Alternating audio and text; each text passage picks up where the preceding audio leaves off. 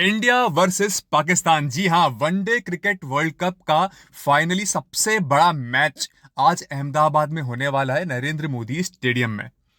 तो इस वीडियो में हम किस चीज के बारे में बात करने वाले हैं, तो वो है क्या इंपॉर्टेंट फैक्टर्स हो सकते हैं मैच में, की कॉन्टेस्ट कौन कौन से होने वाले हैं इस मैच के अंदर, players to watch out for कौन हो सकते हैं दोनों टीम्स के लिए, और साथ ही मेरे कुछ प्रिडिक्शंस होंगे कि क्या प्रिडिक्शन मैं करता हूं इस मैच के लिए, प्लस क्या स्ट्रेटेजी इंडिया को यूज करनी चाहिए मेरे हिसाब से, और दोनों टीमों के बिग मैच प्लेयर कौन है एक दूसरे के अगेंस्ट खेलते वक्त। पहले बात करते हैं इंपॉर्टेंट फैक्टर्स के ऊपर। तो पहला इंपॉर्टेंट फैक्टर तो है टॉस। टॉस जीतकर हमें बैटिंग करनी चाहिए या बॉलिंग करनी चाहिए, अगर हमारे हाथ में फैसला आता है तो।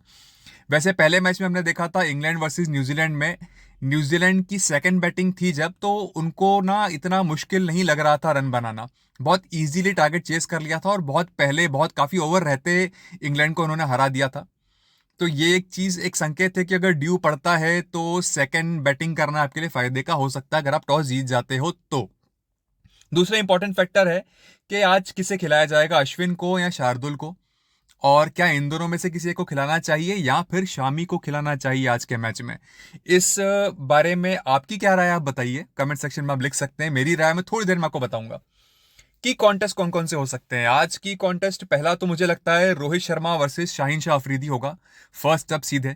जब भी इंडिया बैटिंग करेगी ये चीज हर कोई देखता है कि शाहीन अफरीदी फुल बॉल डालेंगे और रोहित के पैड पे या स्टंप पे अटैक करने वाले हैं, ये तो पक्का है। अब रोहित कैसे टैकल करते हैं इस की बैटल में, कभी कभी शाहीन जीते हैं और कभी कभी रोहित शर्मा भारी पड़े हैं शाहीन पे। तो आज क्या होगा, बहुत हद तक ये इंपॉर्टेंट रहेगा इंडिया के लिए। दूसरा की कॉन्टेस्ट होगा Virat Kohli versus Harris rough. Harris rough का ड्रीम है विराट कोहली का विकेट लेना, वहीं विराट कोहली ने अच्छे से रन स्कोर किए हैं हैरिस रॉफ के अगेंस्ट। साथ ही साथ वो बैक टू बैक सिक्सेस जो उन्होंने T20 वर्ल्ड कप में लगाए थे वो कोई नहीं भूल सकता, और हैरिस रॉफ भी नहीं भूले होंगे। फिर एक ही कॉन्टेस्ट हो सकता है Hardik Pandya versus Hasan Ali. Last time जब इन दोनों का सामना हुआ था वनडे में तो वो था चैंपियंस ट्रॉफी, जहां पर पाकिस्तान ने इंडिया को हराया था। उस मैच में दोनों ही प्लेयर्स ने इंपॉर्टेंट परफॉर्मेंस दी थी अपने अपने कंट्री के लिए। जहां पांड्या ने एक लड़ाकू पारी, एक जुझारू पारी खेली थी अपने देश के लिए, वहीं हसन अली ने इंपॉर्टेंट विकेट्स निकाले थे उस मैच के अंदर। तो ये भी एक इंपॉर्टेंट कॉन्टेस्ट हो सकता है। फिर अगर हम हमारे बॉलर्स की बात करें तो बाबर आजम वर्सेस कुलदीप यादव एक इंपॉर्टेंट बैटल हो सकता है, जहां 2 बार आउट किया है कुलदीप यादव ने बाबर आजम को, और इतना अच्छा स्पिन नहीं खेलते हैं बाबर आजम, खासकर लेफ्ट आर्म स्पिनर के अगेंस्ट वो बैटिंग इतने कंफर्टेबल नहीं दिखते हैं। तो ये की कॉन्टेस्ट हो सकता है। रिजवान वर्सेस जडेजा, काफी अच्छे से स्पिनर्स को अटैक करना जानते हैं मोहम्मद रिजवान, काफी अच्छा फुट मूवमेंट यूज करते हैं, फुटवर्क काफी अच्छा है उनका स्पिनर्स के अगेंस्ट, और मिडिल ओवर्स में जडेजा हमारे लिए विकेट निकालते हैं यूजुअली। तो ये की कॉन्टेस्ट हो सकता है। फिर है इफ्तिखार वर्सेस बुमराह। इफ्तिकार अहमद बहुत ही डेंजरस बैटर हैं, बड़े हिट्स इजीली लगा सकते हैं, डेथ ओवर्स में हमारे लिए सबसे बड़ा खतरा हो सकते हैं। ऐसे में बुमराह की बॉलिंग बहुत कुछ डिसाइड करेगी कि कहाँ ले जाता है मैच वो, और किस तरह से अगर हम उनको ज़्यादा रन बनाने से रोक देते हैं, पहले पाकिस्तान बैटिंग करता है या इनफैक्ट चेज भी कर रहा है तो हम चेज नहीं करने देते, इसमें ये फैक्टर इंपॉर्टेंट होगा कि हम इफ्तिकार को कैसे टैकल करते हैं, स्पेसिफिकली बुमराह की बॉलिंग हमारे लिए कितनी अच्छी साबित होगी। Players to watch out for में इंडिया के लिए तो मुझे ये लगता है कि कुलदीप यादव तो होंगे ही होंगे, लास्ट मैच में 5 विकेट लिए हैं इनके अगेंस्ट।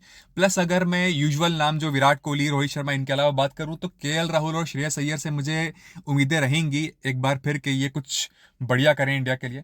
पाकिस्तान की तरफ से मेरे ख्याल से सौद शकील होंगे, हसन अली होंगे, अब्दुल्ला शफीक होंगे, जो पिछले कुछ मैच में अच्छा परफॉर्म कर रहे हैं इनके लिए। तो ये कुछ players to watch out for होंगे। यूजुअल नेम्स से कुछ अलग नाम लेना चाहता था मैं, इसलिए ये 3 3 नाम मैंने कुछ डिफरेंट लिए।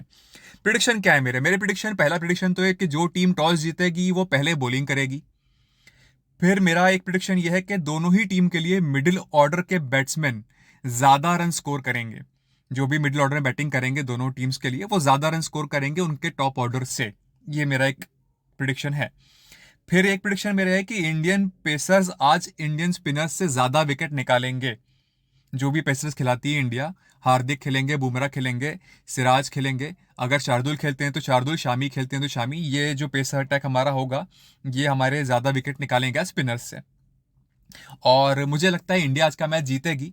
हार्दिक पांड्या का रोल काफी इंपॉर्टेंट होगा इसके अंदर एज एन ऑलराउंडर, ये भी मुझे लगता है।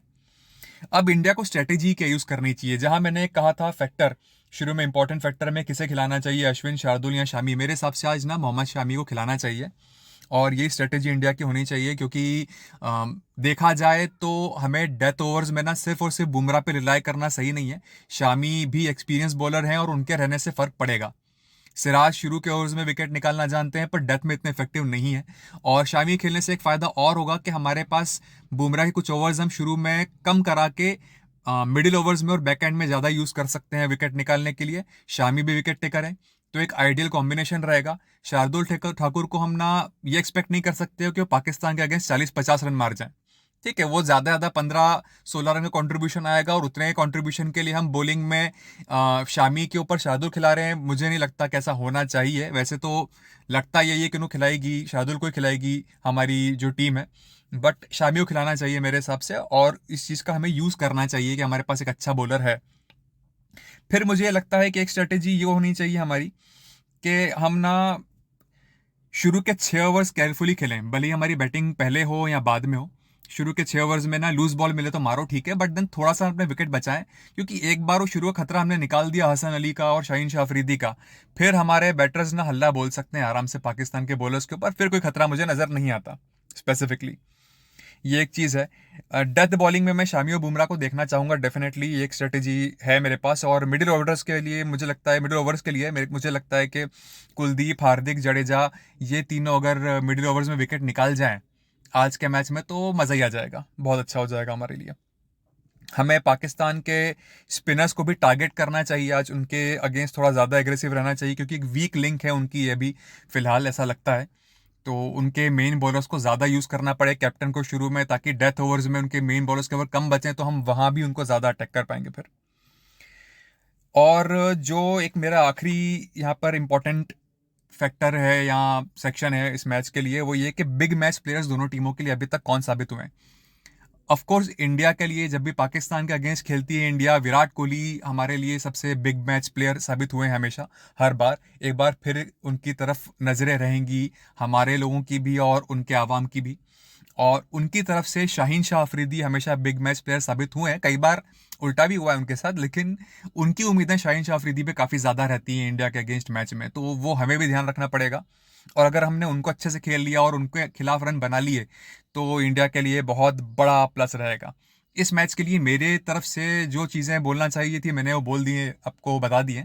आपके हिसाब से कुछ आप पॉइंट ऐड करना चाहते हैं तो आप कमेंट सेक्शन में ज़रूर लिख के बताएं। वीडियो को लाइक ज़रूर करो यार, और चैनल को सब्सक्राइब तो डेफिनेटली कर ही लो, क्योंकि ऐसे ही इंपॉर्टेंट मैचेस के लिए मैं ये वीडियो इस तरह के लाता रहूँगा। उसके लिए आप सब्सक्राइब नहीं करोगे तो आपको पता नहीं पड़ेगा। तो please like, share, subscribe and comment.